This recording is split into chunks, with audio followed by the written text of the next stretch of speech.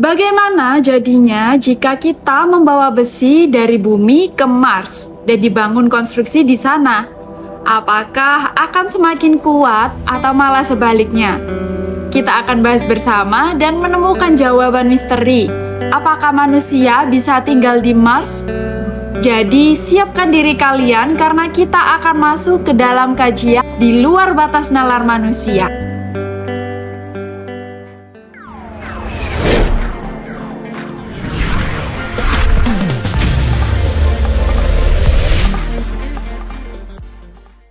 Planet Mars sering disebut sebagai planet merah, menyimpan misteri yang belum terpecahkan dan potensi yang belum tergali. Salah satu aspek yang paling menarik dari Mars adalah keberadaan besi, yang tidak hanya memberi warna khas merah pada permukaannya, tetapi juga menawarkan peluang besar untuk penelitian dan pemanfaatan sumber daya di masa depan. Di video ini, kita akan membahas sifat-sifat besi di Mars, sumbernya, serta implikasi dan juga potensi eksploitasi besi untuk keperluan ilmiah dan juga komersial. Keberadaan besi di Mars yang sering dijuluki sebagai planet merah memperoleh warna khasnya dari kekayaan oksida besi yang menutupi permukaannya. Sebuah fakta yang telah dikonfirmasi oleh berbagai misi eksplorasi seperti Mars Pathfinder, Mars Exploration, Rovers, Spirit dan Opportunity, serta Mars Science Laboratory, Curiosity. Penelitian-penelitian ini telah mengungkapkan bahwa Mars menyimpan deposit besi dalam berbagai bentuk mineral, dengan hematit Fe2O3 sebagai kontributor utama terhadap nuansa merah yang ikonik dari planet ini, terutama terlihat di kawasan seperti Meridiani, Planum. Selain hematit, magnetit Fe3O4, sebuah bentuk lain dari oksida besi juga ditemukan. Meskipun dalam jumlah yang lebih sedikit, namun tetap memainkan peran penting dalam memahami konteks geologis Mars. Kedua mineral ini tidak hanya menggarisbawahi komposisi geologi unik Mars, tetapi juga menandakan potensi eksplorasi sumber daya yang bisa menjadi kunci dalam mendukung misi masa depan ke planet ini. Penelitian tentang komposisi mineral Mars dilakukan melalui berbagai metode penginderaan jauh dan analisis in situ, meliputi spektrometri alpha particle X-ray (APXS). Alat ini digunakan oleh rover Mars untuk menganalisis unsur kimia pada batuan dan juga tanah. Hal ini memberikan data tentang konsentrasi besi. Chemin, Chemistry, and Mineralogy X-ray Diffraction digunakan oleh Curiosity untuk mengidentifikasi mineral spesifik dalam sampel tanah atau batuan, termasuk hematit dan magnetit. Imaging Spectrometry Instrument seperti CRISM, Compact Reconnaissance Imaging Spectrometer for Mars. Pada Mars Reconnaissance Orbiter memberikan data spektrometri untuk identifikasi mineral berdasarkan refleksi cahaya dari permukaan Mars.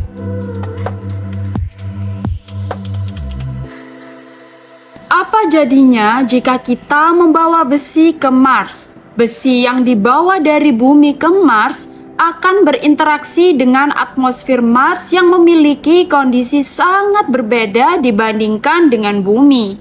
Atmosfer Mars didominasi oleh karbon dioksida 95% dan hanya memiliki kandungan oksigen sekitar 0,13%, yang jauh lebih rendah daripada atmosfer di bumi. Selain itu, tekanan atmosfer di Mars hanya sekitar 0,6% dari tekanan atmosfer di bumi, yang berarti molekul-molekul gas lebih jarang bertemu. Kondisi ini secara signifikan mengurangi kemungkinan oksigen untuk bereaksi dengan besi, yang pada gilirannya menurunkan tingkat oksidasi besi.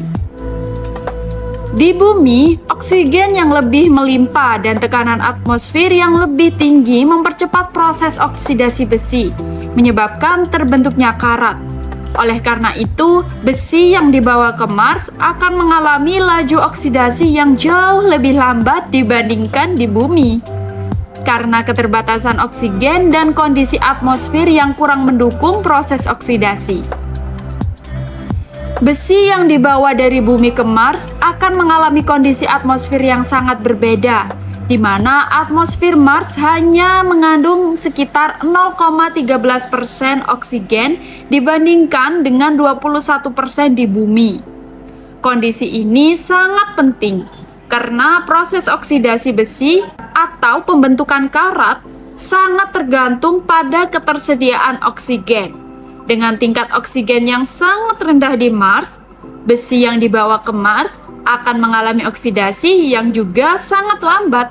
Selain itu, dengan tingkat oksidasi yang sangat rendah di Mars, besi yang dibawa ke Mars akan mengalami oksidasi yang sangat lambat. Selain itu, tekanan atmosfer di Mars hanya sekitar 0,6% dari tekanan atmosfer Bumi, yang berarti bahwa kepadatan gas di atmosfer sangat rendah, mengurangi kemungkinan molekul oksigen untuk bertemu dan bereaksi dengan besi. Proses oksidasi lebih lanjut diperlambat oleh kondisi atmosfer Mars yang kering dan dingin, yang tidak mendukung reaksi kimia yang cepat seperti di Bumi.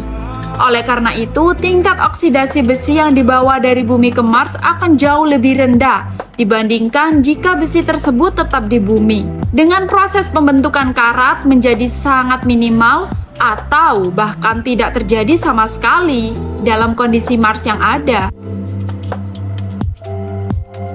Apa artinya kita bisa buat besi di sana saja ya daripada di Bumi? Membuat besi langsung di Mars bisa menjadi pilihan yang lebih efisien dan praktis untuk berbagai alasan, terutama jika kita mempertimbangkan biaya dan logistik pengiriman material dari Bumi ke Mars. 1. Pengurangan biaya pengiriman.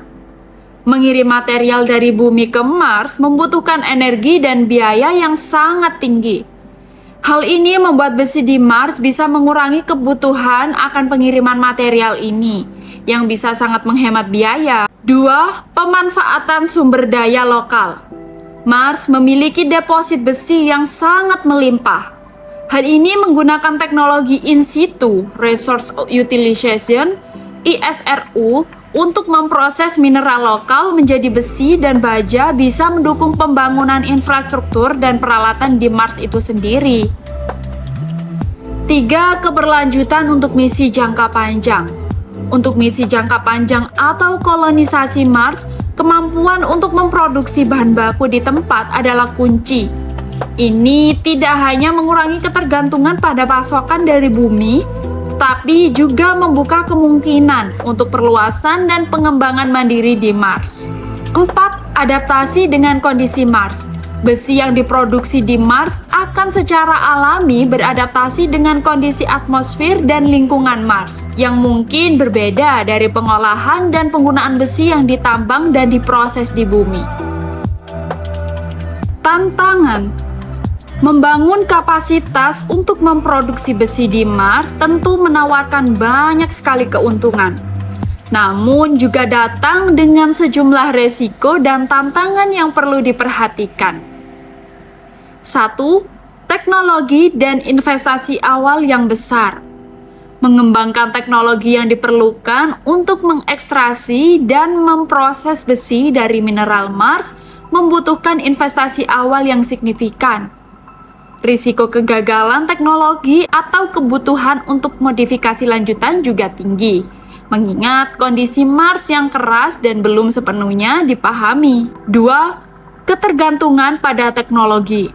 Operasi macam ini sangat bergantung pada teknologi ISRU yang masih dalam tahap pengembangan. Setiap kegagalan dalam teknologi atau sistem pendukung dapat mempengaruhi keseluruhan misi dan menyebabkan keterlambatan atau kerugian besar. 3. Kebutuhan energi. Proses ekstraksi dan pemrosesan besi memerlukan jumlah energi yang besar. Mars memiliki keterbatasan sumber energi yang dapat diandalkan, dan mengembangkan infrastruktur energi yang efisien di Mars akan menjadi tantangan. 4. pengaruh lingkungan. Aktivitas pertambangan dan pemrosesan dapat berdampak pada lingkungan Mars yang belum banyak dijelajahi. Kontaminasi dari bumi, perubahan dalam komposisi tanah, dan efek lainnya bisa berpengaruh terhadap studi ilmiah dan potensi habitabilitas Mars di masa depan.